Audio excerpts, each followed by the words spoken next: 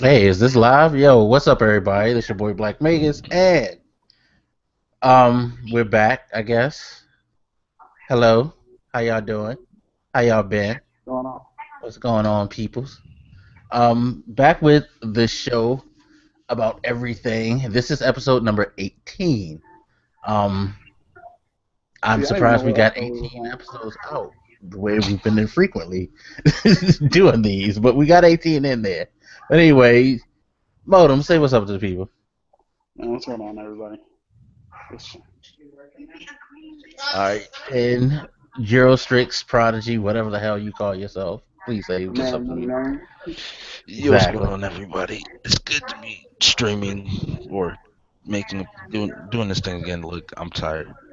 And like Yeah, and I was 30, just about to say, if 40 you could hours. tell, I think we're all tired, so we're gonna try to do this as quickly as possible, not fall asleep, because I don't think y'all want to hear us snoring live on the internet, because that ain't cool. That ain't cool Nah, at all. if we fall asleep, they can hand out L's. They're perfectly fine with that. Man, It's nah, nah. No, I ain't taking I'm that, not bro. going. No, no, you're not making any memes about me. Right? Not doing I it. ain't Nope, taking no. not doing that. I will hit the stop broadcast button if I feel like my head's about to hit this desk. For Trust me on that real. one. But anyway, so let's go to the first topic. So Oculus Rift is out officially. The era Right. of VR has Yes. started. It's the first VR headset to be officially released, and it's actually getting some pretty decent reviews. I've seen a lot of 8s, 9s. The lowest I've seen are 7s. Um, Okay. you know, and pretty much everybody's high on the technology. The low part comes in the software. Um, a lot of people don't feel who gave it kind of lower marks. Just feel like the software isn't up to par with what the technology can do. Um, Yeah. yeah. Now, Rod, I know you've tried the Oculus. And have you paid attention to any of the stuff that's been said about the Um, release? Review wise, no. I have a kind of a personal feeling when it comes to tech reviews. I think a lot of tech reviews early on, um, for new products, something as big as VR, especially.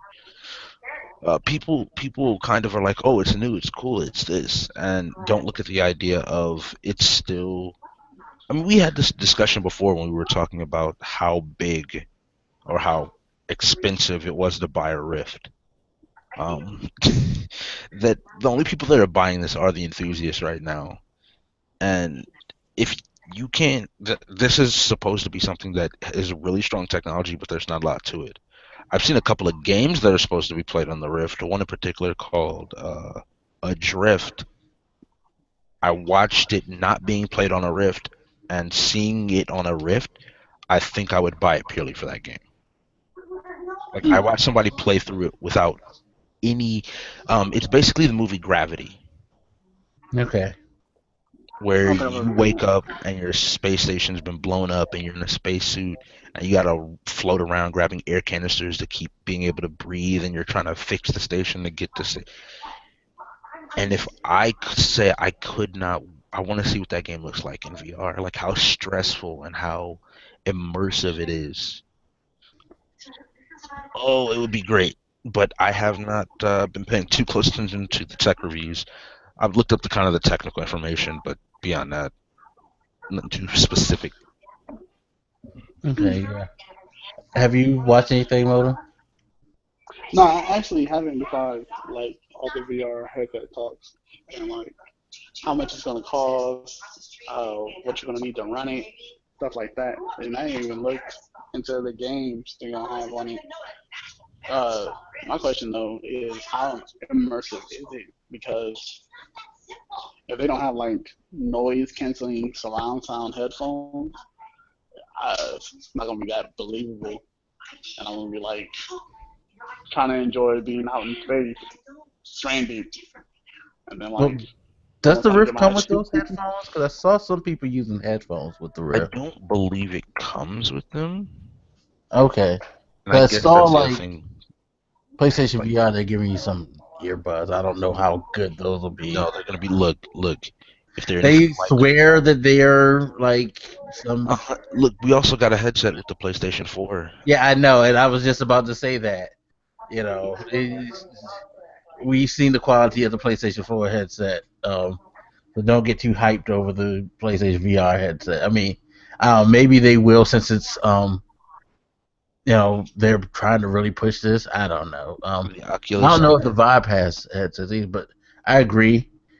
I would rather play that with like a headset so I can close myself off, and be deep into the thing. I sat and watched Giant Bomb live streaming on and off while I was at work on Monday, and you know I think the reviews right now.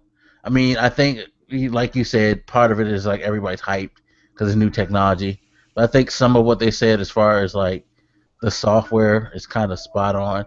There are things that I've saw them play that it's just like, okay, some of it is a good representation of what you can do, but it's not necessarily something that makes me say this is worth me spending $600 on right now. They didn't have anything in the launch lineup that was that quote unquote killer app, I guess you can I say. mean, you heard what happened the other day when they launched, right? What? The same day they launched, Pornhub announced their VR section. Oh yeah, I did hear that. I I thought that was like perfect timing. It was like, hey, we're ready. So I mean, hey, they're gonna give it a home for people who don't really care about the games. Although, if you're gonna spend $600 to fucking jerk off, something's wrong with you. I mean, maybe that was your secondary feature that became the primary feature until some games are out. You never know. No. I don't know. I think And while the Elder Scroll porn going around, it ain't no telling. It just ain't This no is telling. true. This is true. People do fucking no, We found that no. out the last time. Fucking get yourself a cardboard box and just like put it around your monitor and stick your face in it and call it VR. Mm. Don't fucking no. I don't know. I think That's like crazy. I don't know, But but I mean, we'll see. Like I say, I've always thought there's something like it's gonna like have to wait for people to catch up with it. again, One that's thing I did note that I found crazy, that they said on the Giant Bomb stream was that they were sent the base level spec computer, hmm and they were having issues with games that doesn't tanking frame rate and if stuff you like have a that. VR. So Huh? just a heads up to anybody out there, the optimal frame rate for the Rift, I believe, is like 90 FPS. And when you start to get to some of these newer title games that you're trying to play at 90 FPS and you're having to render out for each eye, and look, I'm sorry, there's probably like I'll be generous and say like 10% of computers in the world, and that's being, I mean, gamers computers in the world. That's being really generous. That are was really ready there? for VR. Well, no, but they Was sent them there an the like article? spec computer. It's Oculus like sent them a I'm saying, it's computer. like the Origin. It's like the Alienware, excuse me, Steam machine. Like, it is literally the bare minimum. It will run the very simplest of games, possibly, but it's not the real experience. So then that Oh, means that the price that they said, how much did they say? Like maybe a $900 computer will be able to get it to run. Then that's I think something that that may will not. change by the end of this year, Then that may not be. Yeah. because At by the least end for of this now, year, it's not. yeah, end of this year, new Nvidia and AMD cards are supposedly coming out, which will drop like the 980 Ti down maybe another $100, and you can really put together Okay, so how games. much is the 980 Ti? 500 right now, I want to say. I've been seeing 500. Okay, because like I said, they said a $900 computer. I don't know how that's going to fit in and make that a $900 computer. But I'm gonna go based off of if you're I doing would say if you want to get operating VR, in the you're current, probably going to have to spend about 12 right I now. would argue that 12 might not. If you're going 980 Ti, that's potentially half your budget. But Yeah, because I mean, think about processor. You get an i5, the i5, like they said, that's what, a couple of $100. The memory is going to be about 50, 60. The motherboard is going to be about 60. Yeah, that fits in. It'll average out to about that. So yeah. But see, didn't they put out an article saying that they were going to optimize the Rift to uh, be able to work with underpowered machines, basically, and it was kind of like what Xbox does with the resolution scaling, and where like in some scenes it's going to be 1080p, 60 frames per second, but as soon as like a bunch of objects get on the screen, they lower the scale to increase performance. I would hope that that's. I mean, that I'm pretty makes sure they put sense. out the article about that. So I've seen something like that about the VR headset. I just think right now that's not a priority because, like, I mean, we had this conversation for hours last time, but it's the general consumer's not buying this.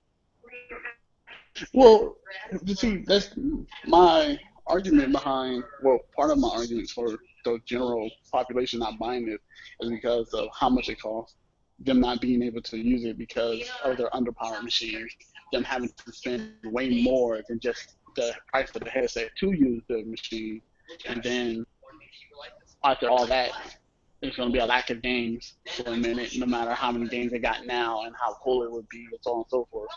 But if they made this a priority, it would increase sales significantly, and you know, people, the more people from the general population would buy it because now more people will be able to use it. Also, well, I think also you would have to do it almost on a developer by developer basis because I know there are some developers that would say what we have we want to be shown in a very specific light, and if you don't have the system to play it on, we're sorry, but Well, I wonder if too if that would cause like nausea. Like, what would be the effects of like that with it being so close to your eyes yeah, too? I wonder if this is something that they could like test out and show because one of the games he was like the resolution and then the frames dipped and he just like got really really sick playing it. I wonder if like that scaling would cause that motion sickness. Well, I mean, it's early. It just came out. Yeah, They're gonna play around with it, and they'll figure out like how to like keep optimizing it and making it more efficient and eventually more affordable and stuff like that. I mean, it's gonna take time. It's not something that you can expect everybody to jump on board and just know exactly what to do with. You know, it's same right. new thing. technology, so. We'll But see. at the very least, it's doing good, and it's not performing badly like we feared it would. And, and killed the whole VR hype train because if the Rift came out and it was doing bad, everyone would expect every other VR headset Right. after At it least it has that to good do first bad. step. So, and I think I don't know how you want to progress this, Blak, but I think it's an interesting topic since we came out with Oculus because we got the Vive coming in at more expensive, and we got the PlayStation VR coming in at less expensive, and it's almost like this tiered system where people can buy in at different levels. Like I think the PlayStation VR is going to be the one that's the best chance at hitting the most people. I think it's going Yeah, to be because it's probably the on their worst system. console. I think it's But going to they be the worst. also did I see that they were talking about letting people on computers use their VR headset? I mean, that would be smart. People Yeah, from I mean it PC would be have a totally tendency to smart. get. But like you said, there being different tiers and prices and stuff like that. but this also opened up conversations to people wanting like a high-end VR experience on a PlayStation 4 or for they can Yeah, I buy the guess. Valve headset and use it on a PlayStation 4. Yeah, I guess the PlayStation headset would be your solution, Modem. So, like what you were saying about finding something that's just about like more low end computer users can Right, use. Seeing that PlayStation 4 is not going to be like anywhere close to what Oculus is asking for or what Vive is asking for, so that right, more people might have a computer that's more relatable to a PlayStation 4, at least from the casual perspective. I mean, if you're a hardcore computer exactly. gamer, No, you're no, but going to that's waste true too. money. Like, And then doesn't AMD aren't they partnered with another VR headset maker that's like Uh, being spec'd out with AMD tech now, but it's still like underpowered compared to like the Rift and everything. But it's a lot better than what it was. I forget the name of it, but I know what you're talking about. And I also forget the name. it was made by like HTC or some shit like that. hmm. Are they the ones paired with the Vive? Yeah, Whatever. HTC just survived, so it may be someone No, else. because the Vive isn't the Vive Steam? No, no, no. Whoever these people are, it's not. It's definitely not Valve or anyone else. And it may not even be HTC, but that's just like the first thing that came to mind. But whoever they are, AMD bought them out, and now they're helping them with the VR project. And now it's like Crytek. extremely low end. It's It was it's Crytek. Crytek. Yeah, yeah, it was Okay, Crytek. but it's extremely low end. It's like the same shit as a tablet hardware. So if they come in with the even lower tier to PlayStation, we got our tiers for PC, and this would No, really aid in the whole VR thing. that And makes if me. people really like the whole, like let's say they're priced like $200, if they really like that $200 tier, and they're like, man, the next step up will be PlayStation. I can spend $200 more, See, but that's the and then thing. just Like, I think somebody would get tired at a certain point. Because if you spend $600 and it's like, well, I want to upgrade again, well, that's another 600. I want to upgrade again, that's another 800. Um, and also, I wonder how good of a quality is. I haven't experienced PlayStation. I haven't experienced some of the lower end stuff. I've experienced the Oculus. Funny, I have experienced the lowest end. I That would would be love the to see Samsung how VR. you think of VR. Yeah, I have mean you it was used cool. your phone as VR yet, Yeah, Mike? yeah. And so that would is that what you would consider the lowest end? E- Yeah, I would consider that the lowest end right now. I mean, it's phone graphics. Um, it ran smooth. A little pixelated, of course, but this is phone. It's a phone thing. Right. But I mean, it was cool. It served its purpose. It's not like anything fancy. I wouldn't have went out and bought a Samsung Gear VR if it wasn't for the fact that they gave it to me. I wouldn't have had it. But I tried it out. It was cool. It's something that You want me to I'm do it gonna for you? keep going back to use. No, because I guess it's on my phone. And there was again going back to the software. There wasn't anything there that like made me like, oh, I gotta keep playing this. So, but it was cool. For what it's worth, it's cool.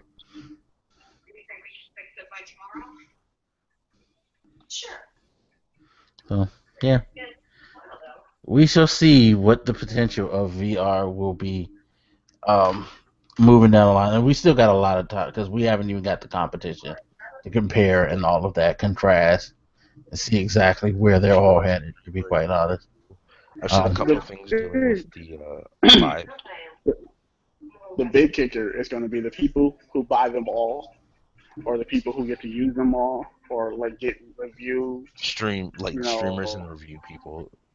Look, I don't You care who know, you are. If you really spend something like what right now, the current landscape is basically $2,000, close to 1,800 to right. 2,000 to experience all. You're insane.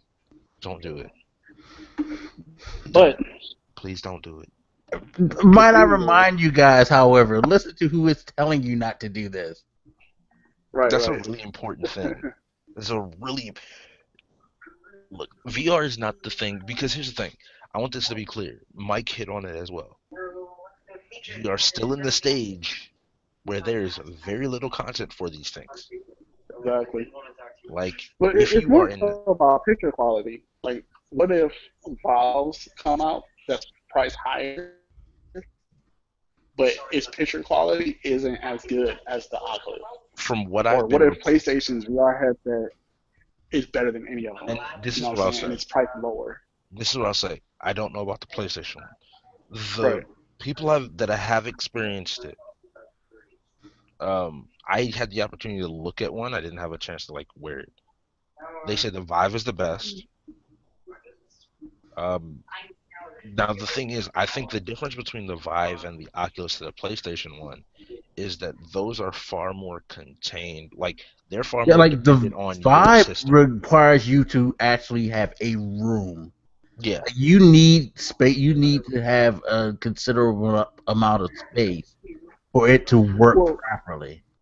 that sounds like what I was getting into about being actually immersed in your experience.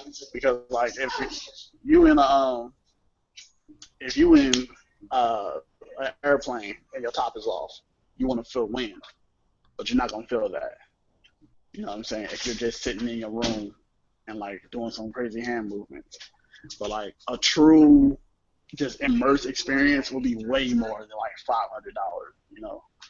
But to hear that Valve, require you to have a lot of space, just says why it costs so much more Well, because I mean, it's going to be more immersive than Well, just I don't sitting think it's there with that. I your think headset it's on. that the way that their sensors work, it needs to be Uh, positioned well, in a certain way so that it'll pick up. It's a so weird setup. Like, you need room for your so setup. Period. basically, but does the Oculus have it has a camera built in, sensors? but it's not to the same degree. Like the Vive is made Right, see, and right that's what I now. mean. Like you create this kind of area of VR around you, and you can Right. like rotate and walk around in 3D space. And whereas the Oculus right now is more geared towards sitting down and I think kind of I don't know how to explain this, like sitting down and playing the game or experiencing the game. I think for live enthusiasts, like right now, if you're like a shooter player, if you play like a lot, not a shooter, sci-fi shooter, it's like space combat. I think that's the like one of the best situations right now. Space has a lot of stuff. Like you get Mm, one of the like space cockpit setups with a VR headset, get pedals and everything. Yo, it's done. that'd be crazy. But I think, and Modem, like speaking to what you were talking about, I think what they expect when if you're buying an Oculus Rift or you're buying a HTC Vive, they expect you to know that your computer has to meet certain specifications. And Yeah, if it yeah. you're gonna have a worse experience if you don't meet these Have that specifications. specifications there, like with anything, and that's how it should be. Definitely. As opposed to I think PlayStation is like if you want something where you know that you have a PlayStation, you can use this. You have a PlayStation, you can use this. As opposed to saying like, oh no, you need because apparently my PC, my desktop is VR ready. Okay. Like based on the Well, minimum specs for the Oculus Rift. But I can also tell you I've had this PC for what is it? Going on 4 years, and in terms of total upgrades, I've probably spent a couple of grand, if not more, on the PC overall from the upgrades of graphics cards and hard drives and expansion cards of various types. Like it was a computer that would have started off as around what Blak was saying, a $1,200 to $1,500 build. right. Um, It is now a computer that is far more expensive than that, and if I don't get satisfactory frame rates, it tells me that you really need to be paying attention. Like, if you don't know that there's a game you want to play, do not pick up VR right now. Don't even go near it.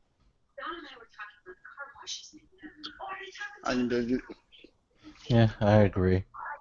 Well, let's move on to the next topic. This one I want to take care of really quick. I just want you guys' opinions on the idea of upgradable or iterative gaming consoles. We never got to touch on this because we haven't been doing the show, but Microsoft made an announcement about how they were going to possibly look into coming out with different editions or upgraded hardware for the Xbox brand, and there's the rumors swirling about the PlayStation 4.5, which is supposed to be like a 4K version of the PlayStation 4 with new hardware in it and all of that. How do you feel about, because we've all bought these consoles at or around launch. How do you feel about the idea of every year or two a new piece of hardware coming out? All right. Well, can we start with modem? I just want to say this really quick. Like, the idea of it isn't completely new.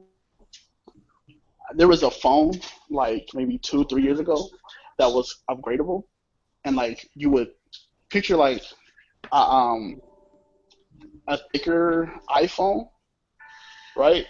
And you would slide out the CPU if you want a better CPU, and then you would just slide the better CPU back in. And then if you wanted more memory, you would just slide that out, put that back in. And essentially, you would just keep the same phone, but you would just be swapping out parts. So the idea of that isn't necessarily new, but I do like that idea. Now, as far as, if you remember, Mike, we talked about this, about, Microsoft paying more attention to PC and having a PC foothold and whatever. And you asked me, do I think they're making it essentially useless to go buy Xbox One when you can just have a PC? And I was like, yeah, but in the same sense, they also making it useless to just buy a PC, because you can just go buy an Xbox if they do this successfully. And with coming out with Xbox, you can swap out parts and just make it upgradable, and you can get better graphics, you can get more performance, you can get this and that and third. That would be going towards what they're trying to do.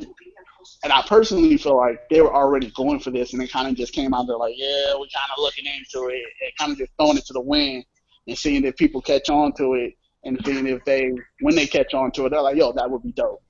But this would be for the lower end of their fan base, or their PC/Xbox fan base that would love to have like a joint, experience as best as possible. So the idea of it, even if it's every year or every so often, I like the idea, and I hope they do something better than, or they do something like where it's like trade in your Xbox One, and we'll give you whatever model is closest to that, and you can buy whatever parts you want and swap out whatever you want. Or trade in your Xbox One and order the parts you want, and then we'll send you that Xbox. And then from there, you just swap out the parts that you want. That would be really dope, and that would please a lot of people. I think that would push a lot of people to buy an Xbox One and so on. But when it comes to this whole PlayStation 4.5, if I'm not mistaken, they already confirmed that that's true. And no, they didn't. Their stance is, if it's a rumor, we don't speak on it. That's PlayStation's policy. They don't respond to rumors. That's weird, because I heard like someone. Well, all right, so I had watched a video on it saying that it was confirmed that they're working on it or something like that. Well, yeah, it was confirmed by a reporter who talked to a developer who says that Sony told them. That's the confirmation. Sony never said it. Blak. Now, the reason it's being taken as true at this point is there have now been other major news sites. Oh no, I know. Like everybody's like saying they've talked to their sources and their sources. Well, it's not even just I'm that. just saying Sony themselves have said no. I'm not saying that it's not true. I'm just saying Sony But that's isn't Sony. saying anything. That's all. That's Sony. Right. No that's just their company is policy. They're not gonna say anything. I can sum up mine in one sentence. My feelings towards this whole movement. I want it. It is a good thing, but the price has to be right. As in, if you release the PlayStation 4.5, I should be able to trade in my PlayStation and at most pay $150 to $200 to get the other console. Right. In a PlayStation 4.5. If I can't do that, then I would just basically say then I'm gonna kind of wholeheartedly switch over to PC gaming, because PC gaming, the hardware in and of itself is going to last longer.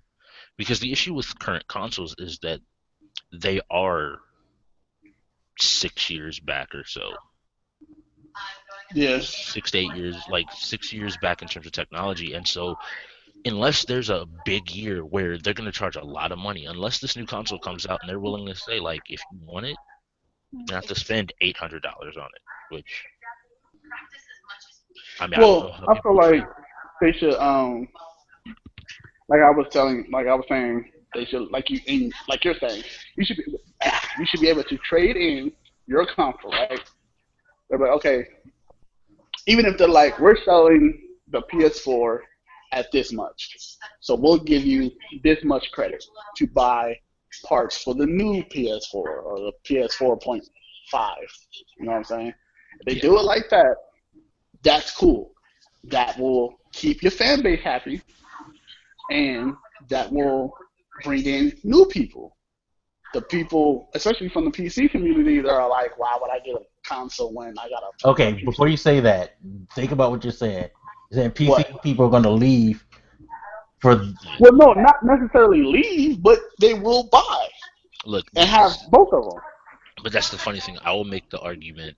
I agree. Like, there's rare occasions, like, I'm among the people that play on both, that will still to the day that I die yell at Sony to get off their ass and give me a goddamn 60 FPS PC version of Bloodborne. Right. But at the same time, it's games like Bloodborne that, or even Until Dawn, that have given me reason to own my PS4. Like, I get that I would be interested in having kind of the experiences of both. It's just my worry is I think with console, it's so much more about that price tag. My PC, I can look at it and say, perfect instance. Witcher 3 came out last year. Blak knows this. I spent like $350 on a graphics card just to bring my graphics card up to modern levels. I know I can use that graphics card for maybe 5. If I really wanted to, I could probably go 5 to 10 years on that graphics card. But that's not going to be the same with the console. Like, and I don't want to spend that kind of money if I'm not going to get at least the opportunity to have that extended life. And see, that's where my opposition against this goes, because, like you said, consoles are already severely considered behind in technology by years. Right. So, part of what would make this work would be that first iteration has to cost the same price of a high-end PC, hands down.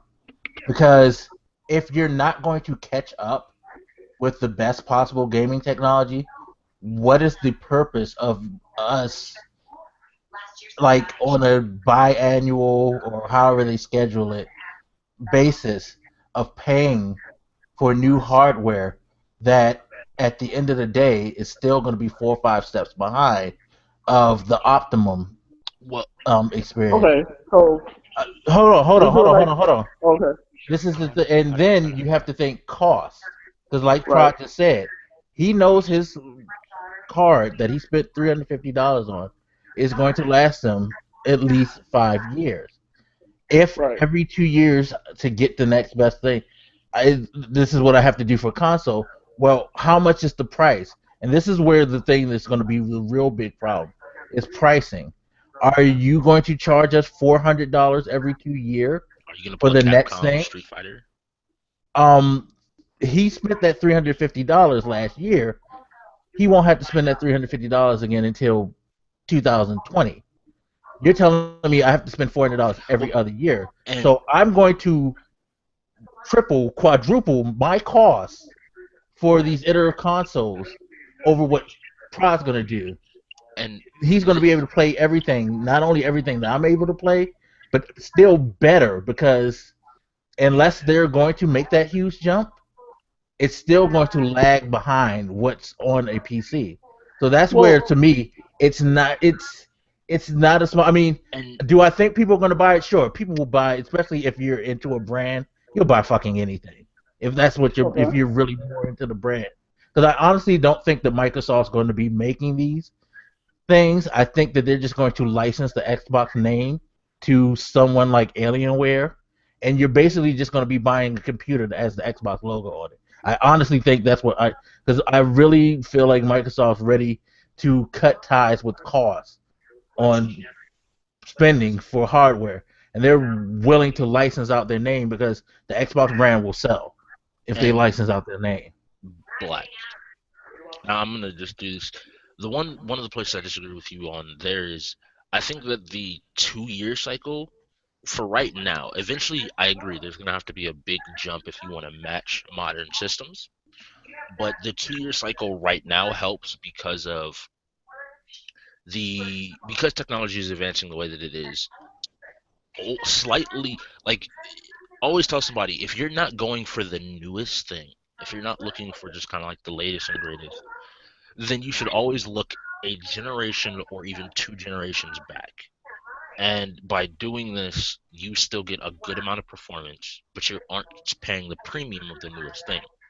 By them taking every 2 years to upgrade these consoles, and I think what it comes down to is because let's be real, if Microsoft and Sony were smart about this, part of the reason you trade these in is because what you do is you then get them sent to you, and you replace the motherboard and replace the stuff Well, that you and have. I think that's one of the keys to its success. You have to let people trade in their console.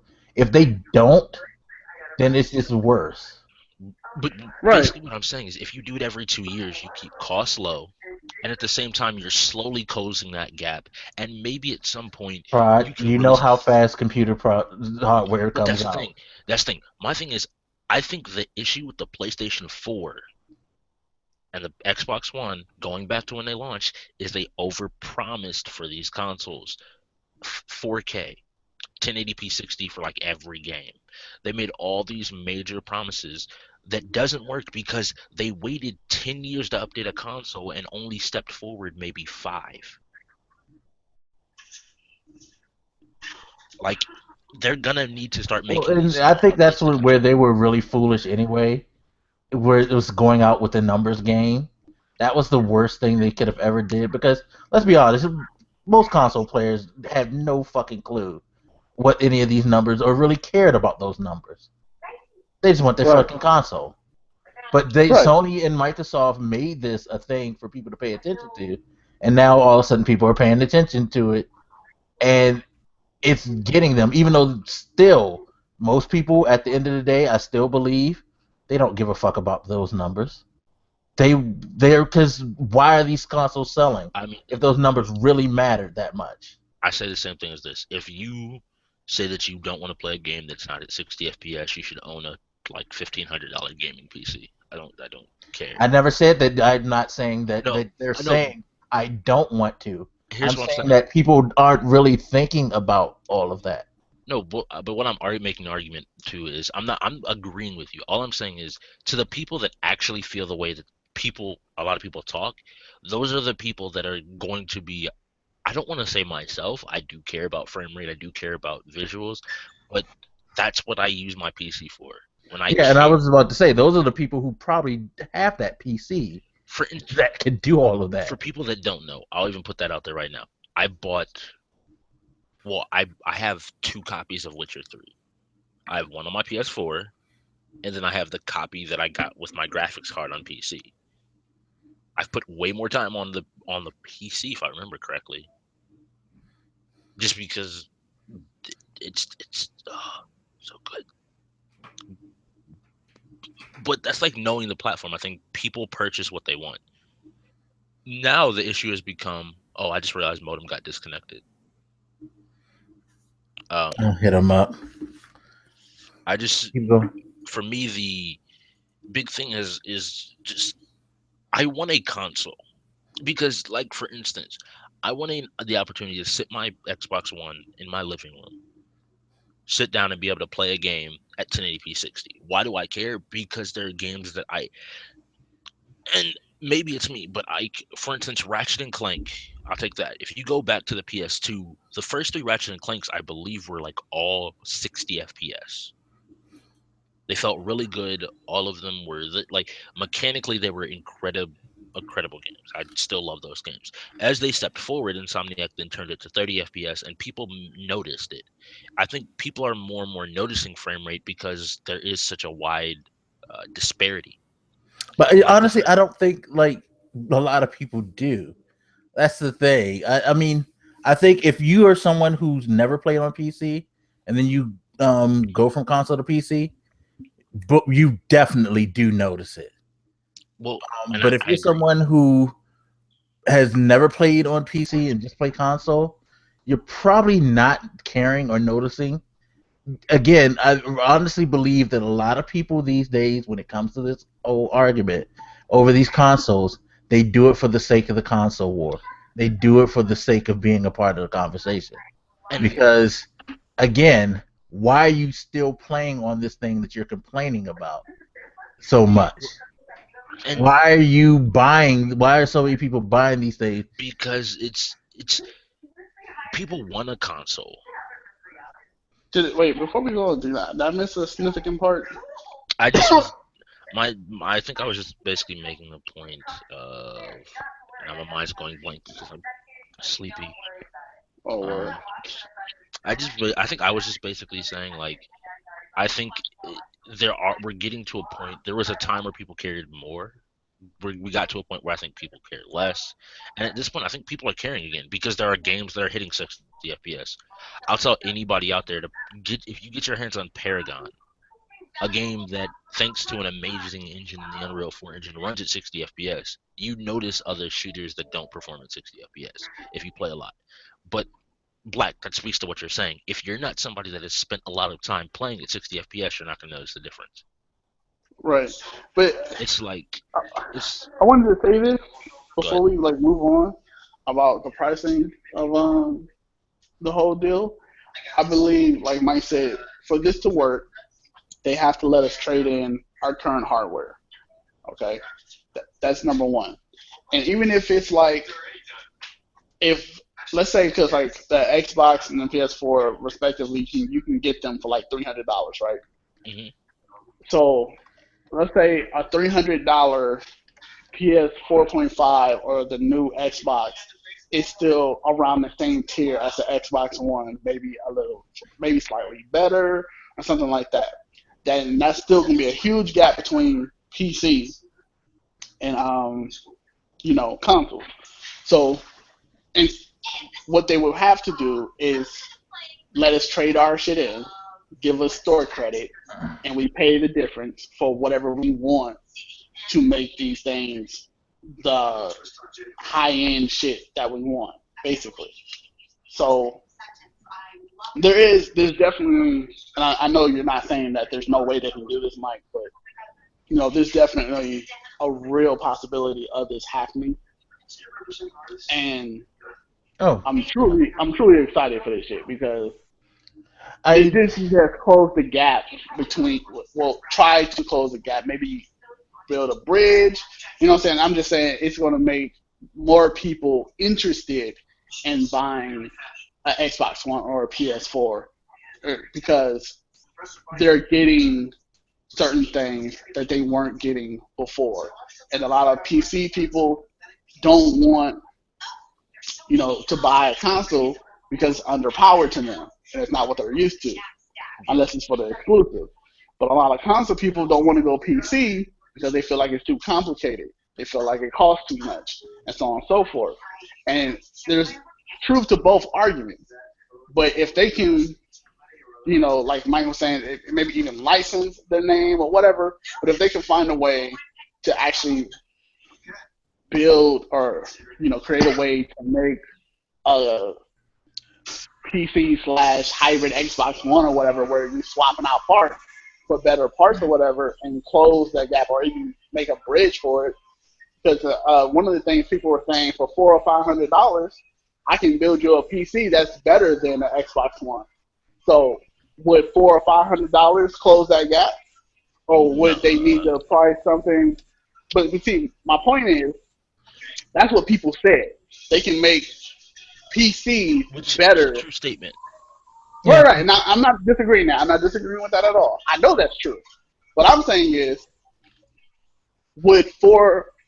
I think $400 or $500 would still be a good price range for even an entry level or whatever, or just being what a $400 or $500 PC for gaming would be, and turn that into an Xbox One, running Xbox One software and all that shit for Xbox One titles and whatever. You know what I'm saying? Yeah. And I think that's where they would go with it. I think that's the best way to go with it, and then we would truly see some unity when it comes to this shit, because this would potentially close the argument or change the argument of you're a console peasant or PC master race, or we got this but y'all don't have that, and shit like that. You know what I'm saying? And if PC people biggest argument is we want our 4K 120 FPS games or whatever, like, they're going to want that. And if people want the performance but want their platform of choice to give that performance, this is that answer. And I guess the simplest thing for, it would probably be, I think we'll eventually get to the point where it is going to be like what Blak is saying, where you basically just have a computer sitting in your living room with somebody's company's name on it, because that's what we're moving towards at this point. I think you hit it pretty much on the head, Modem. Like, it's gonna happen eventually. It's just, I would rather them do it 2 years at a time. Like, people that are buying into the PlayStation 4, or 4.5, maybe you have to spend $400, $450 compared to people buying a PlayStation 4 and you spend like $300. Now the issue comes in with games. Because as a gamer, you're going to probably want the newest version of it. Because that's like saying, do you want to play... New game coming out. Dark Souls 3 is locked at 30 FPS on consoles. Do you want to play Dark Souls 3? Knowing that the Souls games are notorious for like frame rate dips. Knowing that the Souls games are... knowing what you know about the Souls games, is it to say... Am I going to have a worse experience because I don't choose to upgrade? And if so, why wouldn't I just then switch over to PC? Like, I think they have to find a way to make sure that people that don't switch over or can't switch over don't feel like they're stuck in the mud. They can't do like Nintendo did with the new 3DS. Division 2, Destiny 2. Imagine where these games look better, perform better, significantly so. Maybe they're all 1080p 60 FPS on every single platform because of the upgrade, but on the PlayStation 4 you're still getting 30 FPS, you're still getting upscaled 1080p. It's like, well, you have to, it's applying to more and more niche markets, but I think that I don't know, I'm worried because I think it'll end up to some games being broken as well, because you're trying to develop for multiple pieces of hardware. Because that was the advantage of console, is that it's a closed system, a system Right. where you can put a game in and it runs. When you start introducing different tier models, that's no longer true. Certain games may only run on certain systems. Is there going to be a PlayStation 4.5 sticker on a box saying like you have to have I don't internet think to play so. it? I think what they're going to do is set a bar and like basically have software that detects what your hardware is. So if like basically make it to where there's no pressure to upgrade, but clearly lay out what the benefits of upgrading will be. Well, no, but it's basically what Prod said. So I get 900. I may get 900p 30 on my regular PS4, but if you got the PS4.5, you get 1080 60. But this is the point. Well, see, that's what I'm saying. I don't think they're gonna lock it. I don't think they're gonna lock it at all. If you have it's not locking. It's basically 4.5, what it's saying is, if you got the better, you get a better quality experience. While you, with the lesser, you need to upgrade because you're not going to get that experience. I think what I want to say. But I'm saying it won't. I mean, am I right in what you were like? No, because like I'm saying like I agree with y'all, but I also don't think like that's necessarily going to be a problem because people are still going to enjoy that. Like, I'm gonna agree with you on that point. I think that Blak, that goes to your point, where there are people on console don't care that much. No, they don't really care that much. But if my thing is like this argument that got us here, where now people all of a sudden talking about, oh, Xbox is the worst because it's don't got this, and PS4 don't got this, so it's not as good as PC. Is that going to now happen within the console ecosystem? When I tell, like, say you get the PS4.5, and if you were that type of person, you'd be like, why are you still with this PS4? I'm better than you. You playing on a shitty interior. That's gonna happen just because of how people are. Right. Like, yeah, and it's just people like, are always gonna look for somebody. There's always that one asshole in the lobby. Like, I'm better. Because here's the thing. Like, you really have to take into account, like, matching up people on platforms.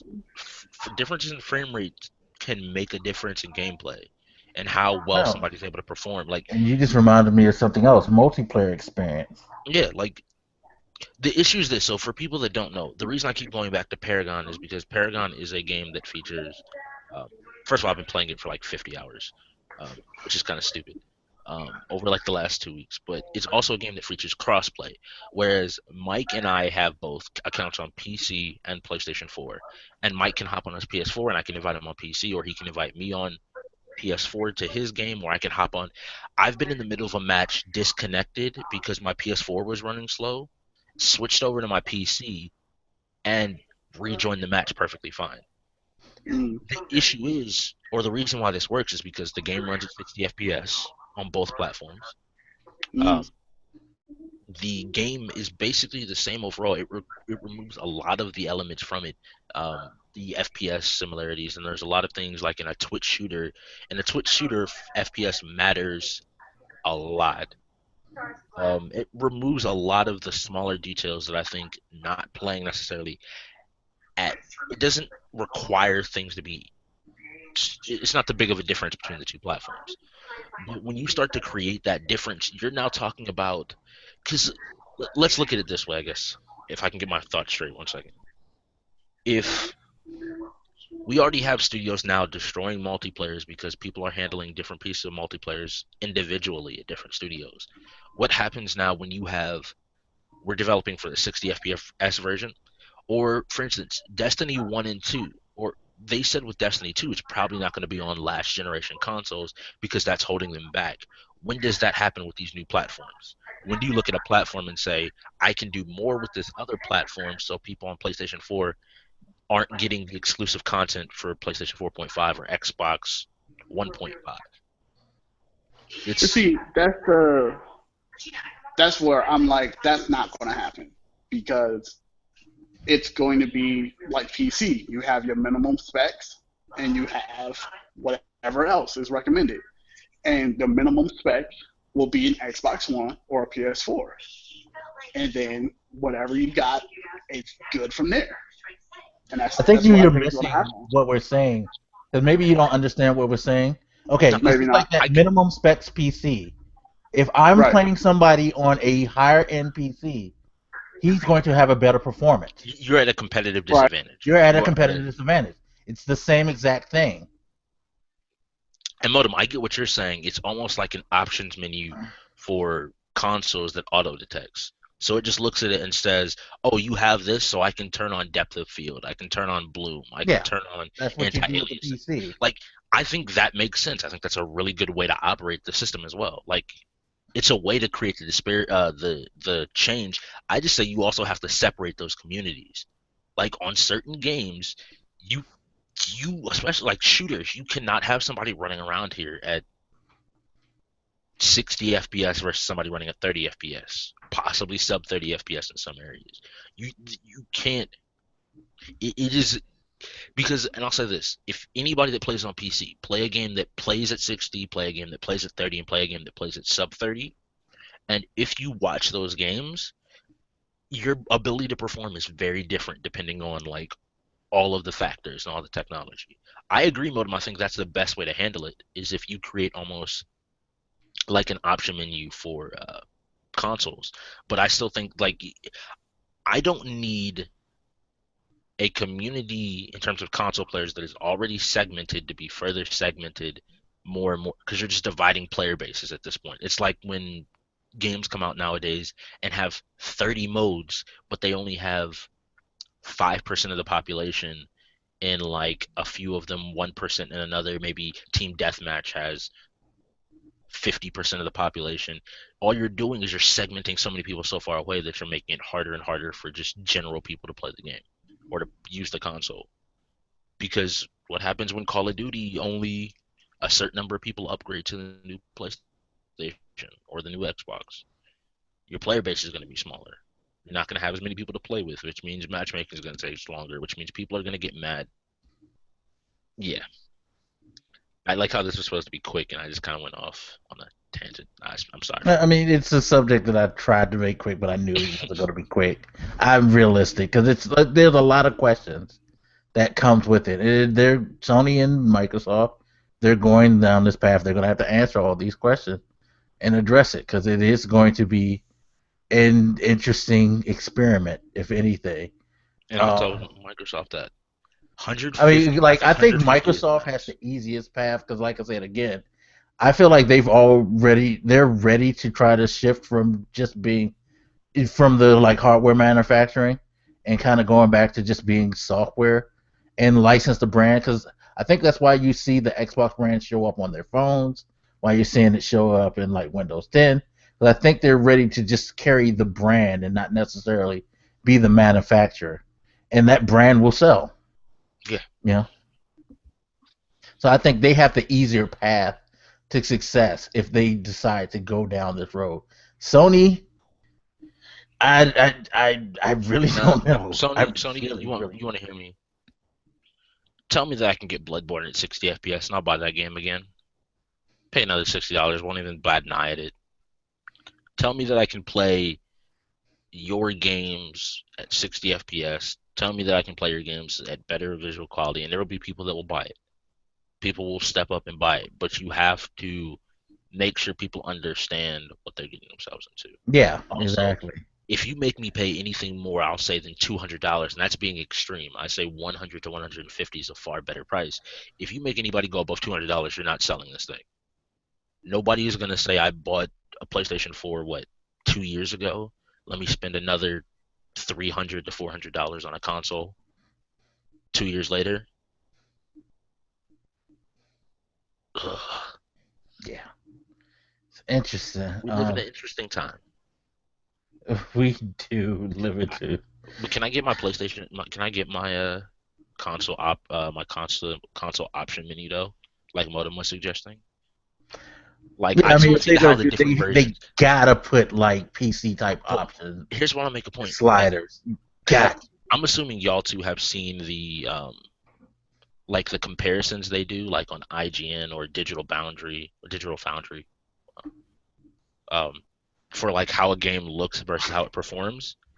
Imagine a chart that is 3 now like erupting into like 6 different options. The PlayStation 4.5, the PlayStation 4, the Xbox One, Xbox 1.5, the Xbox 360, the PlayStation 3, and the PC. Go ahead, look at how each one of these performs, and like, please, can we not? Modem? We might have lost modem again. Oh, Man. it's cool. We can feel for error because I'm actually trying to figure out what was the third topic. I know what the fourth one is, but I forgot what the third topic. I think you mentioned you wanted to talk about VR, which we did. You want to talk about iterative consoles, which we did. Check. I'm trying to think what else has happened in the gaming world that was of note, because there was stuff that was just of note that's been happening recently. Yeah, I mean, I know for me personally, I'm geeked over Final Fantasy 15 getting release date. Did you buy one Quantum for Break was the 30,000? other one. Okay, can y'all hear me now? Yes, we can hear you now. Oh my god, yo, I've been talking this whole fucking time, and I thought these niggas was just really being rude. No, because that's why I was like, Moto. What? Okay. Because that's why eventually I was like, I think we lost modem again because you just Yeah. I was like, okay. What I was trying to say is my solution to how multiplayer would be handled is locking the multiplayer, so no one has an advantage. So it'll be locked at 60 FPS or whatever the minimum specs can handle, and so have would a you scale down the resolution on higher? Modem. Yeah, I'll give you downscale the resolution. So Modem, I'll give you a question. If you're a multiplayer gamer, what is the incentive to upgrade? Because if you're going to be restricted to the lowest denominator anyway. Well, see, that's my thing. I didn't think this was to appeal to just multiplayer gamers or to appeal to anyone other than getting better graphics out of... Okay, but like you said, if you want to lock it, you're going to drop the better graphics on the higher end because it can't... Well, locking it to 60 FPS isn't really... No, but you're still going to have to kind of... That is still going to have, like, perform... I mean, the resolution and stuff like that is... I think that's not as big of a difference, Blak. I will argue that that's not as big of a difference. Like overall, like compared to a 30 FPS versus a 60 FPS, upscaled 1080p versus native 1080p. In the grand scheme of things, I don't think it's going to make as big of a difference. Yeah, it probably wouldn't. I'm just saying, if I theoretically spent $200 for an upgrade, and then that upgrade was then like, I'm not going to be used, I would be kind of mad that I spent 150, and 100, and that's my thing. When it comes to FPS, if they lock it at 60 FPS and let people play it at 4K or whatever, I think people will still be, happy with their purchase. Now, people who have not made that purchase or did not upgrade will still be happy because there's no disadvantage. Because they're still going to be playing at 60 FPS. Their shit just isn't going to look as pretty. Do you think that's actually possible for us? Yeah, I mean, you would just have to basically, because it's similar, because everybody heard about the lawsuit against Killzone. You would just take Call of Duty. Yeah. If you just take Call of Duty, it's just like the multiplayer for Call of Duty would be locked to 30 FPS or 60 FPS across every platform. Doesn't matter. You can have a better frame rate. You just lock you can have a better resolution. Just lock it. And I don't think I guess that would work. It's just, I think you lose out on part of the benefit. I understand where you're coming from too, because it's like, well, if it's still the same, then what's the purpose of me? Modem, it's like if you put a bigger, faster, stronger engine in your car, but you were still told that I only do like 100 miles. But you can't. But you still can't go any faster than any other car, like the 1976 car on basically 3 wheels rolling down the street, and you're just sitting up here like, I'm sitting here in this, and they're in that, but I can't go faster because they can't, and that's where that's where that. Well, see, then you create the option to, do you want to play with people who can play at whatever. That goes back to segmenting the community, because but see, if people then people get to decide that though. So And would you rather have more people to play with, or would you rather play with a limited amount of players but get all the benefits that you paid for? If I'm I think buying people, something because I want it to be a better piece of hardware, I'm buying it to play with the people with but better hardware. this is the funny thing. I think So it's a that weird way to think of it, but that's usually what people do when it comes to. But I think like, that's upgrades. I agree that the choice is good to have, but I think that people would be making the choice that Blak is. Like, but let me But I ask you, didn't like, spend the money to some of the not utilize what I spent the money for. some of the game modes Well, in you Call of would Duty. use the money. You would use it, just not all the time. That's not why I spent the money, to not use it all the time, to use it sometimes. I spent the money. I feel it. You know what I mean? Yeah, I feel it. I'm just saying. It's There is ways around it. Like I said, I think it's going to be a weird way. They're going to have to it's going to be a process where they're going to have to kind of explain and. I mean, the simplest way to do it would be you make more servers. Half the servers are for, or you put out the first game, see what the numbers are like, and then you do a percentage. Certain servers are for this console, certain servers are for this console. Yeah, it's going to be trial and error. They're going to have to see what it shakes out Because at first. it's gonna be anybody out there that tries to play a fighting game. If the game is not at a consistent 60 FPS and you're fighting somebody that is getting a consistent FPS, 60 FPS or greater, you're at a disadvantage. Yeah. It's like it's stuff like that. Like, I think certain game modes matter more than others, but it's those game modes that matter that are kind of the bigger genres, which is the kind of shooters. Fighting games are pretty big now.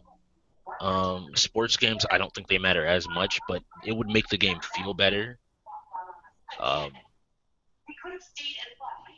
an RPG, it doesn't matter as much. Like it's gonna make a game feel better, but in terms of multiplayer, I can't think of anything. Because I mean, multiplayer shooters are what is most of multiplayer nowadays. You don't have very many like strategy games. Yeah. Yeah. It's going to be interesting. Well, let's move on to the next topic. Yeah, I only got a little bit of time too. Yeah, well, next topic is, of course, I just wanted to ask, what your guys' thoughts are on Quantum Break. Are you getting it? And have you paid attention to any of the coverage? No, and no. Really? You're not interested in Quantum Break? Huh? You're not interested in Quantum Break? I was interested in it, and then I realized that. So, Modem, I think this speaks to you. About a week later. All right, really quickly. Because of my idea, I'm tired of shooters. The performance on Xbox One, like the mixed performance, I shouldn't say poor. The mixed performance on Xbox One, I don't have an option to get to my desktop right now. There's no reason for me to buy the game. Couple that again with me being tired of shooters. There wasn't. I'll watch somebody okay. Dark Souls 3 is coming out. Be honest. Look. I honestly feel like Prod is the wrong person to ask this. April 12th, Dark Souls 3 and Ratchet and Clank drop. I don't. Yeah, I knew what he was going to. Right. Me personally, I'm interested. I gotta follow up and check out some more stuff if they announce some more stuff, because I haven't really been on YouTube or anything. But for the most part, still kind of interested. Want to see some gameplay. I think it's the idea of it and everything. Go to IGN, because good lord. Oh, is it bad? Is it bad? That's kind of why I brought up this, was because IGN has played the first 2 acts of the game, I believe. So you actually want to see the first 2 chapters of Quantum Break, you can go on to IGN right now, and it just brought some. Maybe I didn't watch it because I don't want to see that much. Like, I've seen enough to know that it looks interesting, and I'm a fan of Remedy games, so I would probably pick that up on my PC when I get a chance. Also, Blak, I want to clarify something. What you just also talked about is the other reason why. I talked about this in my stream, but when it comes to games going forward, movies included, I'm kind of on media blackout for the most part. I'll watch Yeah. the occasional trailer, but Yeah, see, like that kind of leads to my question. My question is, do you think that they're doing too much with coverage now yeah, of the games? I'm not gonna say anything, but I have everything but the bosses of Dark Souls 3 I have seen. Because there are streamers that have had the game for over a week now, and I jump out every time a boss fight comes out, but I can look at the items, I can look at them playing the game, I can see what's happening because it's a game I'm excited for. It's the idea of if you really want to now, you can, the moment a game comes out, you know everything about the game. Or if you watch all the trailers, you look at movies, you watch all the trailers, you know like 60% of the movie. Yeah. Well, a lot of that is due to the huge hype train that is any major movie, game, book, whatever, and then people buying into it. This is going to be the greatest thing since Wonder Bread, and then they get it, and they're like, "What the fuck is this shit? This is not what I was promised." And now people are like, "I have to absolutely know everything before I give you my money," and that's where it just came from. Which funny fact, it makes for a worse product. Which is the funny thing, the more you know, the worse product because you don't feel like you're getting that much out of it. Yeah, exactly. But Because I pretty much know what to expect, so I'm pretty much going through the paces, and it's like I just don't watch a whole lot of stuff. Like I watched the Final Fantasy thing, and I was glad that they didn't go over the game a lot. I would have been pissed if they would have did a lot with the game. They basically just talked about different things they're doing within the Final Fantasy universe for the most part. But if they would have did a lot with the game, I would have been like, okay, y'all doing too much, and I would have turned it off because I just needed to, like, just certain things. Like, just tell me, okay, when is it coming out? Um, you know, give me a little bit about what this story is going to be about, and okay, I'm cool. Because I've seen it enough visually to know that it looks appealing. I just needed to know like a couple of things. I don't need to see you play the first entire fucking like quarter of the game. I don't need you to show me every summon that's in the game. I want to be shocked and awed when I see, like, ball mat for the first time and how it looks. And yes, I do know the name of the summons. God damn it, I'm a Final Fantasy geek. But shit like that, it's like they do too much now. It's like you just know everything, and I just wish they didn't do that now. But like you said, it's that hype frame, and it's like people just seem to like not want to be surprised anymore. I want to be surprised. Not even just surprised. People don't want disappointment. That's what it is. People don't want disappointment. And that's the thing. I was about to say that, but you know what? Let me have the opportunity to figure out whether or not I'm going to like this or not.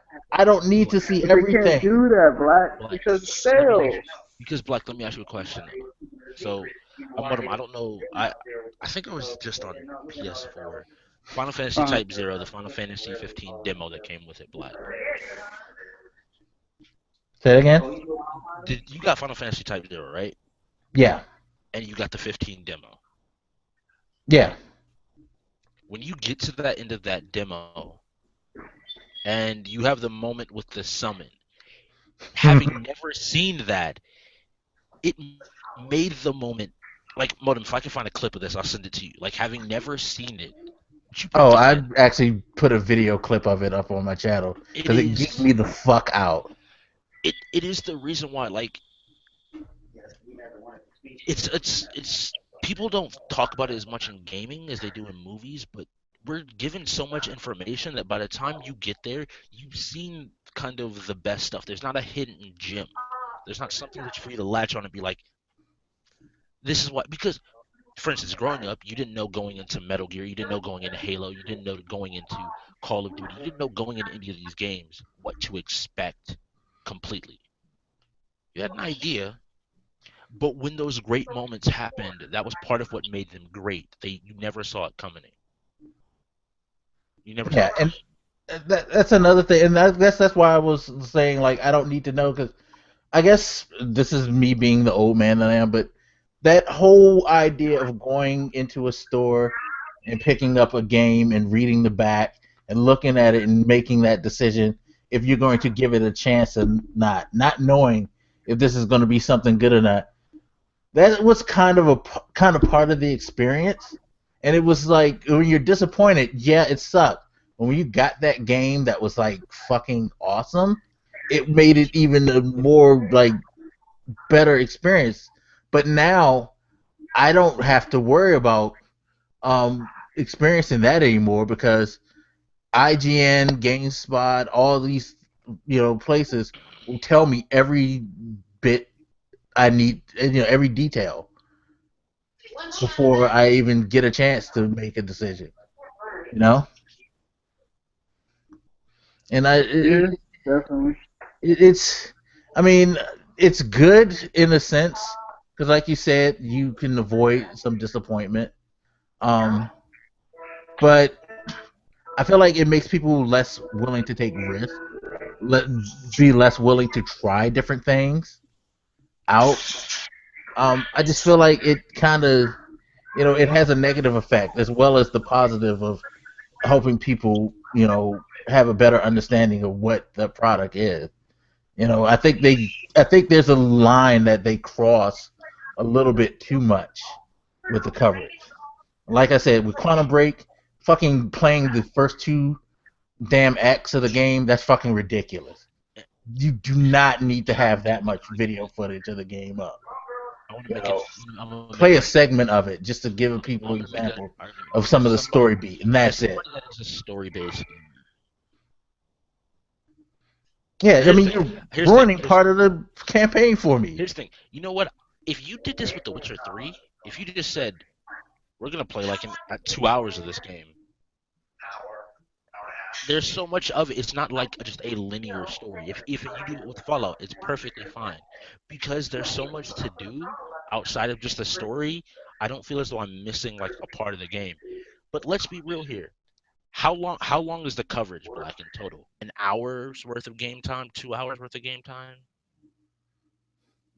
Mm, probably and whatever. I didn't even watch all of it because I saw that they did it. I just like All right. nope, I'm not.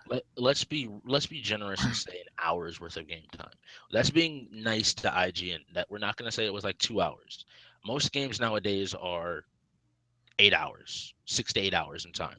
You've just showed people how much of a game? 1/6, 1/8 of a game. If it's really long, maybe a tenth of the game. Well, if it's a 10-hour game and you've shown an hour, then yeah, 110. But I think I'm sorry, most games are like 8 hours nowadays. Especially if you're really good, you can get through it in less. Oh Okay, wait, then yeah, if it's 8 hours and excuse me. 1/6, I want to probably. clarify. To those that don't know about Quantum Break, they canceled the Quantum Break TV show and integrated it into the game so that in between each chapter you have like 30-minute cutscene episode type things. So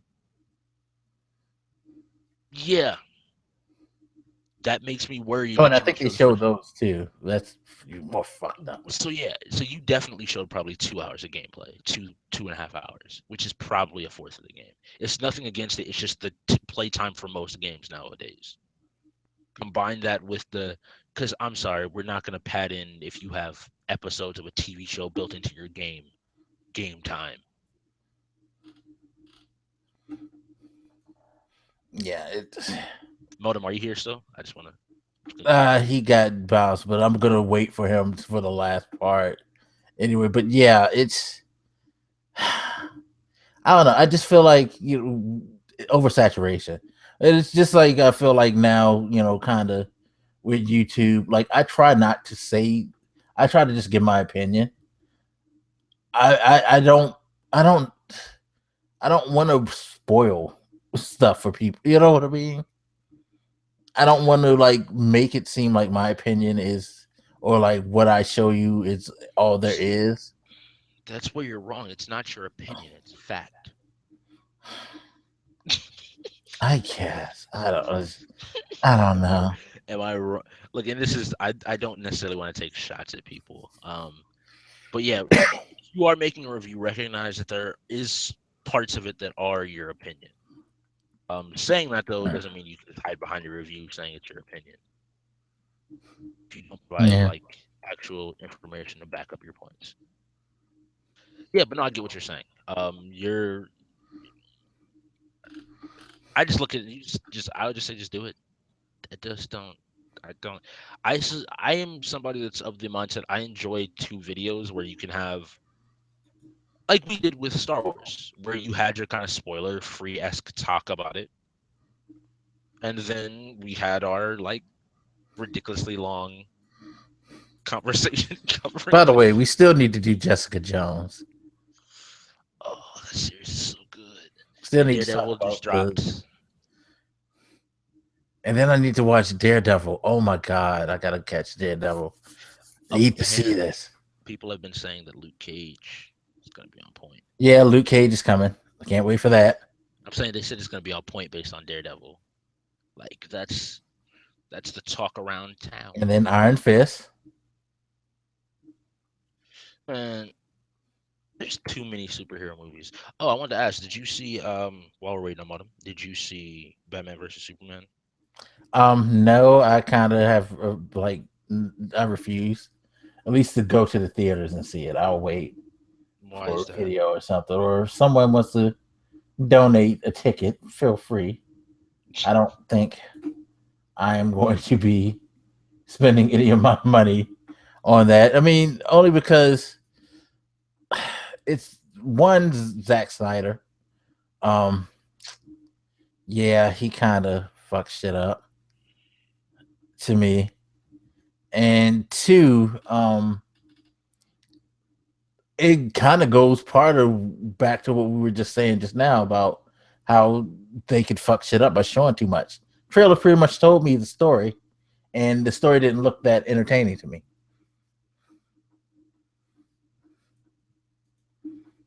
So, yeah. Have you seen it? No. I want to make it clear. If I hadn't, I probably wouldn't have seen Star Wars if I didn't come up and watch it with you. I'll be 100%. I'm not that concerned with movies for the most part. Yeah, I mean, I don't go to the movies that much. I just wanted to go to this because it's like it's a Star Wars movie. It's the first one. I'm a big Star Wars fan, and I knew I can go see it. If I couldn't get access to the tickets, it wouldn't have bothered me that much. But it was like, yo, I could actually go see this on premiere day. Like, fuck yeah. It was the experience more than anything. I was happy to have the experience. But yeah, I don't think I would have felt like there was a hole in my soul had I not went. You know what I mean? And then we got Civil War. Yeah, because it's funny. I don't think I've only seen one Marvel movie in the theaters. Wow. At least since Disney took over. Actually, no. Period. I think because what Marvel movie would I have saw in the theaters? Maybe the first Spider-Man. But yeah, I mean, it's just like I'm not a big movie goer I anymore. enjoy the movies. It's just I don't go super often. Like I've missed a couple of movies that I wanted to see, like a couple of animated anime movies that have come over here to the U.S. Um, I don't know. I guess the best thing I can say is that the I enjoy it when I go. It's just I don't go too often. I'm not gonna go out of my way to try and go to the movies, if that makes sense. If I can get a ticket, that's fine. Convenient, great. I'll be happy. But if I can't, I'm not gonna mess with it. Yeah, that's the thing. It was like the Star Wars thing. That was just a cool like moment to have. Like, but, by the way, the Blu-ray should be out. So guess I'll be Also, seeing for it those for that like don't know, you know why 10. you don't buy this as well, Black? One thing I want to add to people that don't know. You know why you don't go see Batman versus Superman in theaters? In July, they are releasing a director's cut of the movie with 30 more minutes of footage that's rated R. Oh yeah, you actually That get is to see the whole movie if you actually wait, But because it's they also cut rated out R. 48 minutes. And it's also rated R as opposed to PG-13. And from what I was told, a lot of people speculated that that stuff would have made the story a lot more clearer from what they've heard. And that's why I'm like, I can wait till July. I can wait till July, get the director's cut, or go see the director's cut in theaters, and be perfectly happy. Yeah, I definitely. And that's because, like, if, for instance, if they had told me that about Star Wars, I wouldn't have gone and seen Star Wars. If they had said Star Wars, like, now, right around now, we would be getting an episode of Star Wars that's like, oh yeah, we have 30 extra minutes of footage. I'm like, maybe the stuff that I know that happens at the end of Star Wars, we might actually get some substance to it. Have a man turn around in your goddamn movie. Who do you think you are? Goddamn. Lost director. You fucking asshole. And see, the things I heard about fucking Superman, oh my god. Well, no, basically what I've heard is it's the same issue. And I'm not going. I talked about this with on the podcast that I also do. We talked about this with Shaz and Alejandro, that I was worried that the movie was going to be like Age of Ultron, where it's trying to do way too much in one movie, and that's what it sounds like it did. Everybody I'm hearing is saying like, yeah, it's a fun movie, but they tried to do way too much with the story and tried to bring, because I'm not gonna even lie, I do pay attention to like after credit scenes because I always try to guess what's coming next. Have you seen the after credit scene or the secret scene For what? for Batman versus Superman? I heard there is no after credits. Or the secret scene, I guess. I don't know. Some scene is running around YouTube that Must has be something that was cut out, because they said that I was listening to a podcast and they said there's no after credit. Well, then it was something that was cut out, I guess. And if it is based on that scene, because some of the stuff we might see in the director's cut. First of all, the villains are going to be fun going forward. Second of all, if DC maintains this dark tone, we might actually get a really interesting movie. Also, apparently Superman broke his rule, by the way. That's another tweet that I've been seeing a lot of. You know, the whole Superman I'm never going to kill again rule. Wait, no. See, this is the thing. He killed a whole bunch of people in Man of Steel. Yeah, but he said he wasn't going to do it anymore.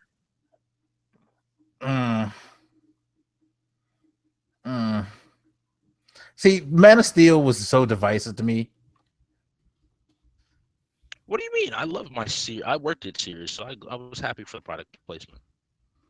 Man, And the Man of Steel, I mean, I liked Man of Steel because I think I liked it when I first saw it, because it was like, oh, Superman's actually kind of having to deal with shit. You know, the fact that Zod was pushing him was pretty interesting, because Superman.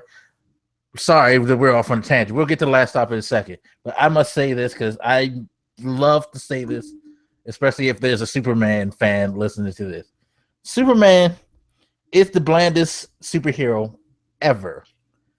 Reason being that at the end of the day, he's always going to do what's right, and he always has the ability to fucking save the day. He deals with the least consequences of his actions because anybody, because he's been raised. But this is the simple thing.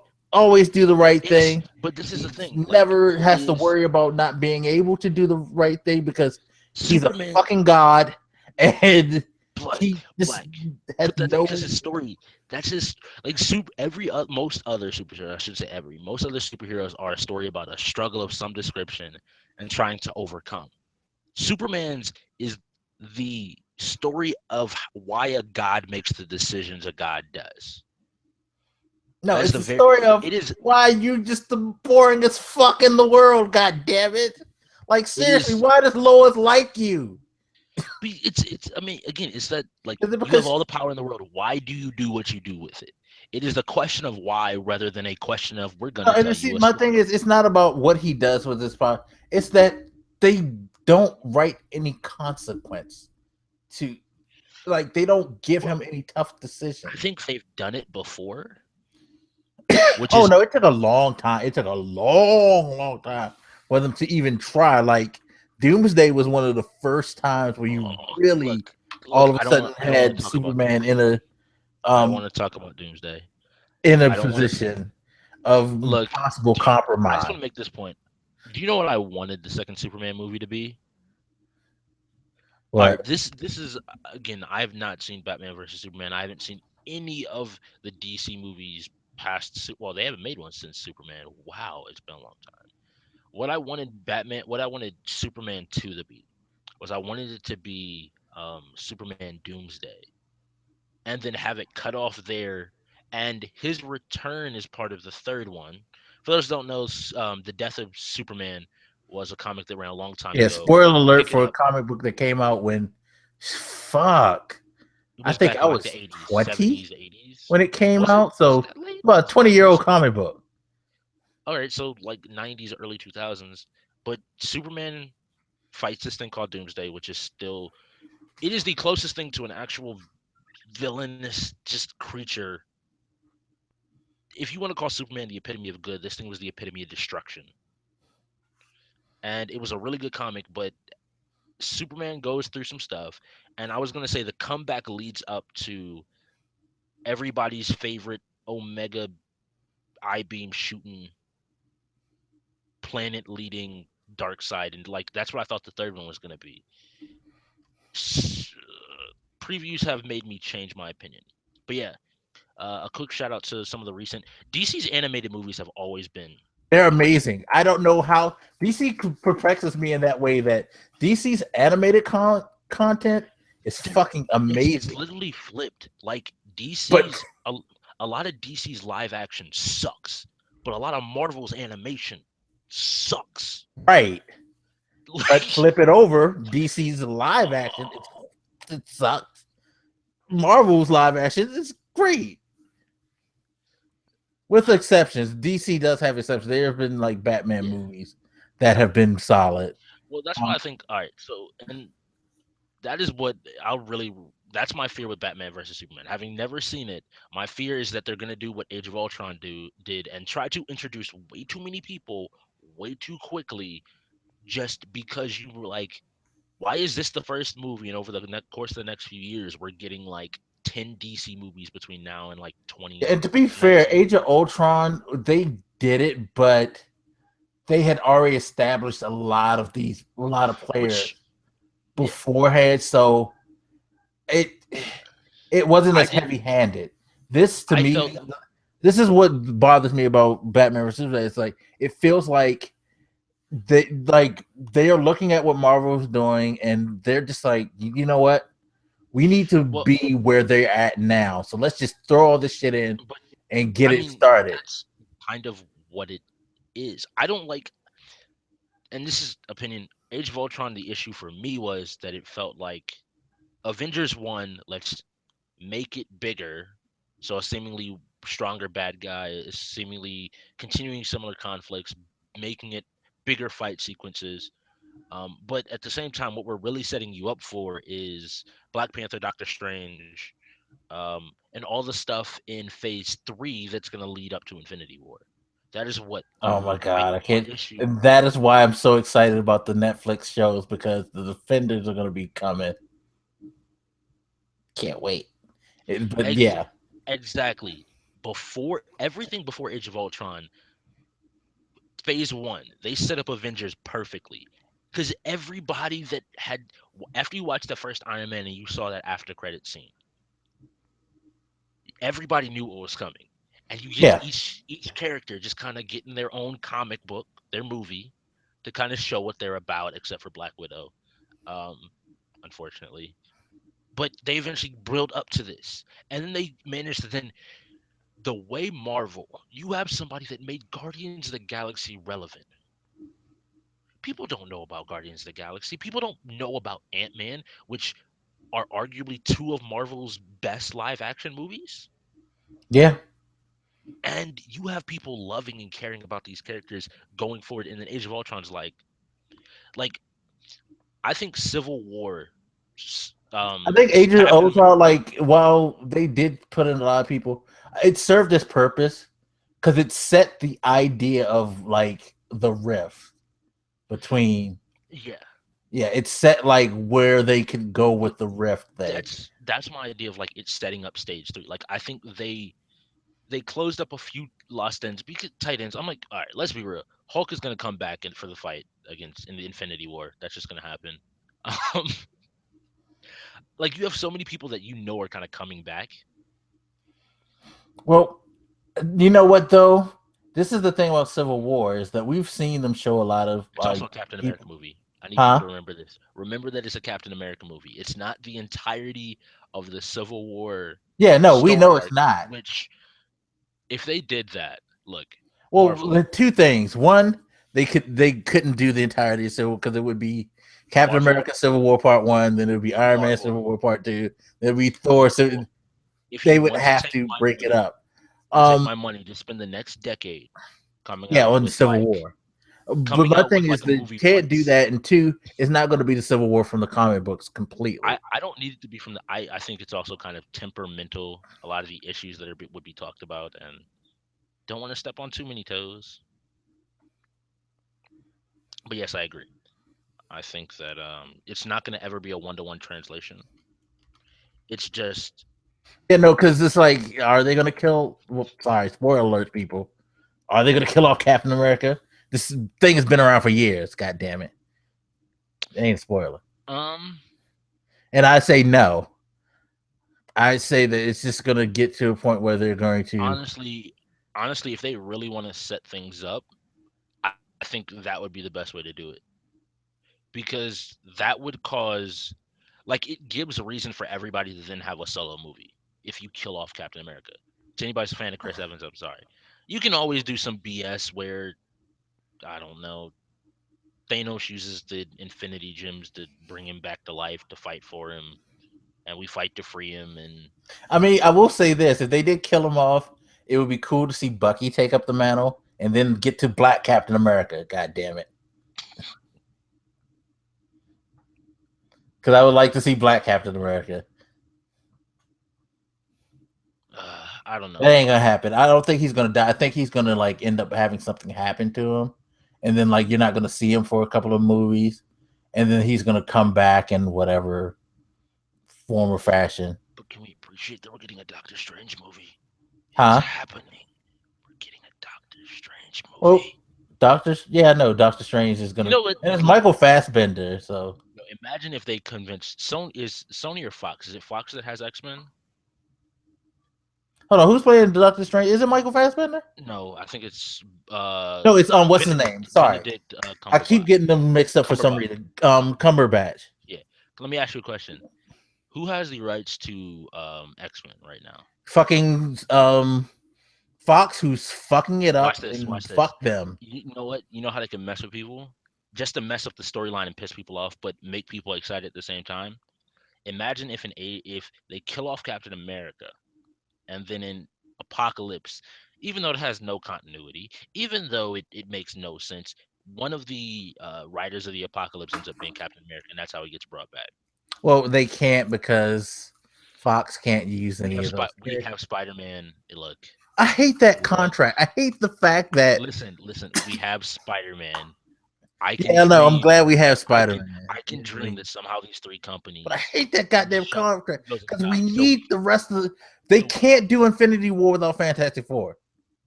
I mean, you can. No. Look. We said they couldn't do Ultron without Ant-Man, but they definitely put Ant-Man in after Ultron. They can. It might not necessarily be good. Hold on, I think somebody's at my door. I'll be right back. God damn it! I need them to bring. Oh my god! And then Secret Wars. You need some of the X-Men.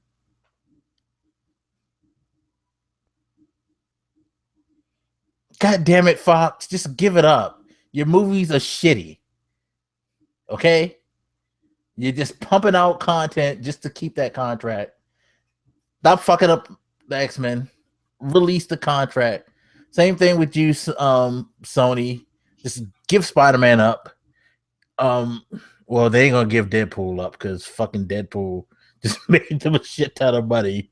Yeah, they no way they're gonna give away Deadpool because that's the thing. They own anybody in the X-Men universe. That's fucked up. So no New Mutants, no fucking X Factor, no fucking X Force. I can't get Cable. Well, hopefully Deadpool 2. They put Cable in it. They already said that they are. Good. Deadpool Give me goddamn 2. Cable and Deadpool. That'll be the shit. And then like lead that into the X Force. God damn it. Bring me all of them. You could even bring the like original X Force members, who some of them was shitty. I'll take Warpath. I'll take Cannonball.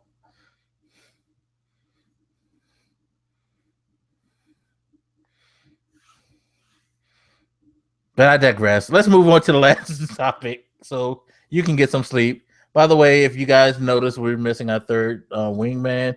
He had some complications, but he will be back for the next episode. And I kind of wish he was here for the last topic. Although I guess this will make it more fun because I need to introduce Prodigy to this topic as he is unaware of what is going on. And I'll put the link in the private chat so you can check it out. But for all you in here, I'm sure most of you have heard about D'Angelo Russell. Oh god. Lakers shooting / point guard, whatever. He pretty much a shooting guard, in my opinion. He's not really a point guard. Hell of a shooter, good player, but a fucked up teammate and friend who did something really, really shitty. So, oh, you talking about the? Yes, Okay. yeah. So What you talking about? he decided like to. I guess this is something they do frequently. So he's still in the hotel with his teammate Nick Young, and they're having a conversation, and the subject of cheating comes up, and Nick Young is talking about how one night after he left the club, he had met this 19-year-old chick there, and he took her to a hotel and he banged her out. He said all this, not realizing that fucking D'Angelo Russell is sitting there recording this shit on his phone. Now, the thing that's really fucked up is that this video gets exposed publicly. How? I haven't heard how. Although one of the rumors about how it got exposed is apparently Nicki Minaj somehow got her hands on it and sent it out. The fuck Nicki Minaj do that for? I mean, does she hate Iggy that much that she fuck up her relationship? Yes. I don't know, but you throw Nicki Minaj into the whole mess. Black people, which is crazy because, like, what the fuck is she doing running with D'Angelo Russell to get his phone? This is which means that Meek Mill might want to go check on Nicki and find out what the fuck is going on. He ain't doing nothing but sitting in his house in goddamn Philadelphia. Well, I mean, he's sitting there, he's like trying to figure out how to avoid taking L's. And maybe this is what happened. He took so many L's and Nicki decided to go fuck with D'Angelo. I don't know. All I know is this shit here is hilarious because now Iggy is, of course, not happy. She sent out a tweet talking about, oh, I like that video and all that. The Lakers teammates have officially shunned D'Angelo Russell. They're not talking to him, not hanging with him, nothing. They just like, fuck you, dude. Which is, of course, making the end of Kobe's final season a ridiculous nightmare. By the way, I find it hilariously ironic that in his final year, Kobe has to watch another teammate get fucking like shitted on for snitching. Because a lot of you might not remember, Kobe Bryant was a snitch. Kobe Bryant snitched on Shaq and Rick Fox. He fucked up their relationships. And now he's sitting here watching the like heir apparent to his crown fuck up other people's relationships. Fucking hilarious. All I'm saying is Rick Fox plays esports now. Rick Fox wins. I guess. Like he has a league team. I'm happy to see people actually like. I'm just being. Nah, I think it's really stupid. It's really ridiculous. D'Angelo Russell. So about being a team player, what you don't do, you can jokingly make the video, but you get rid of it. You don't keep it on your phone. No, You I don't put did it on see. your computer. This is me. If we're having we doing these silly video things, Yes. and this conversation comes up, as soon as I hear you said, "So yeah, I'm engaged, but I fucked another chick," I hit stop and I delete it immediately. Exactly. That's what I'm saying. Like, because I don't want to be involved in that shit. because like it's so funny. I saw a clip on Twitter. Um, he's running up the court right next to dude, like clapping his hands, like, "Yo, hit me with the ball, hit me with the ball, hit me with the ball," and they basically just let him sit over in the corner by himself. They don't Yeah. care. Like they're ignoring him completely. But that's what happens. You can't just Like, that's not even a funny joke. Like, how'd you thought that was fucking cool? Like, I don't. By the way, what's up, kid? Thank you for stopping through. But who the fuck thinks that's a cool fucking thing to do? Like, again, you don't have the common sense to not. Like, what if that were you? I mean, seriously. You wouldn't want nobody snitching on you. What the fuck are you doing? And this makes me wonder what the fuck are the Lakers going to do now? Because, I mean, I'm sure eventually people are going to get over this. But if I'm Nick Young, I'm like, fuck him for life. Because Nick Young is like a marginal player at best. You know, he's one of those people who had all the potential in the world, but never lived up to it. And he scored big by getting a hot pop star.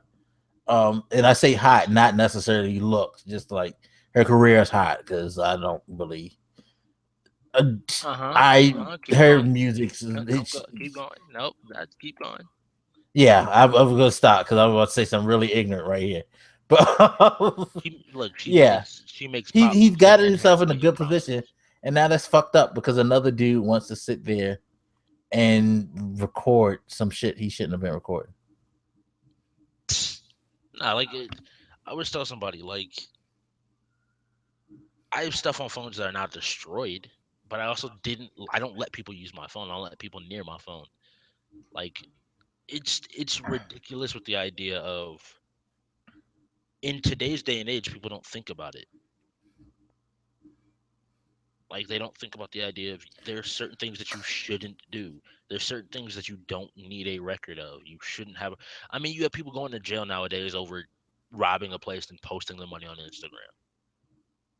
Yo, I saw a chick get arrested because she took pictures of herself in the clothes that she just stole from a store in the town. And that's how the police caught her.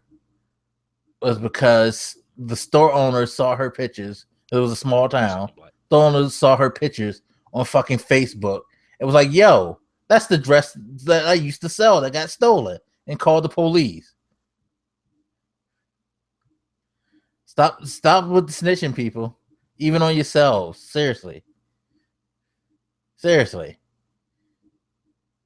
It's not cool. It's not cool. And I'm not saying like, you know, it's cool for Nick to do what he did because he cheated on his girl, you know. Shouldn't be cheating on your girl, fellas. Like, nah. That's not a cool thing. But at the same time, to get out of like that, like out of everything, like as much as I'm against somebody cheating on the girl, I'm not gonna snitch on them. Never would snitch on a friend of mine. Because if one, I don't want to get into it. I don't want to be in the middle of that conversation. I don't want to be like, so please, if you're gonna do anything, like if you know me, don't tell me that you're cheating.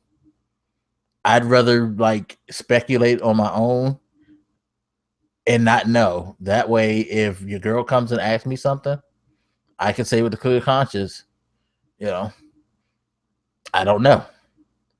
And that's what I've always told my friends. And every time their girls have come and asked me, is he cheating? I don't know, because I really don't know. I don't ask. I'm not. So I'm not. I don't ask.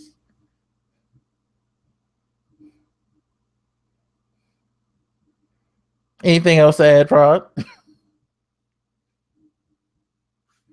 Oh, I think everybody has just been kicked out, have they? No, you're still here. Believe his mic is muted. So we're gonna, since he's being silent and doing what a French should do, I think we're just going to go ahead and move on and close out this show. Thank you, everybody, for joining. We're gonna try to get ourselves together and be back on a regular basis. Sorry that Modem had to leave, and I'm sure Prod's like probably about to pass out anyway. But please look out for the next episode. Please check out everybody's links in the description, and we will holler at you later. All right, peace.